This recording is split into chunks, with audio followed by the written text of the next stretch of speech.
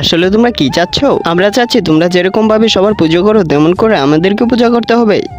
আবে তোমরা কি জানোয়ার নাকি? তোমরা হচ্ছে মশা, তোমরা তো পচা জায়গায় জন্ম নাও। আরে সবাই চলো, এখন তো এই মানুষদেরকেও মজা বুঝাতে হবে।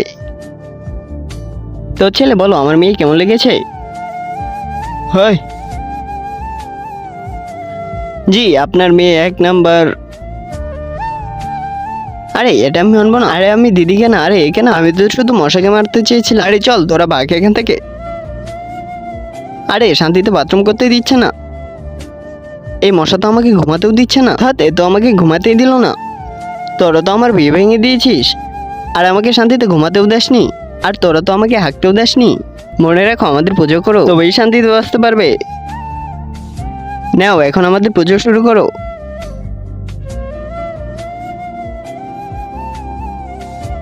আরে আমরা তো শ্বাস নিতে পারছি না, কিরকম আগরবাতি নিয়ে এসেছিস? এরপর কি হয় তা দেখার আগে তুমি যদি তোমার বাবা মাকে মন থেকে ভালোবেসে দাও তাহলে ভিডিওতে লাইক করে চ্যানেলকে সাবস্ক্রাইব করে দিও, আর কমেন্টে আই লাভ বাবা মা লিখে দিও। আর যদি এগুলো না করো তাহলে ভাববো তুমি তোমার বাবা মাকে মন থেকে ভালোবাসো না।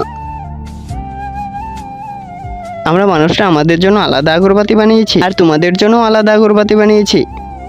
ডাইনোসর, আরে এই আগরবাতি দিয়ে তো আমাদের মৃত্যু হয়ে যায়।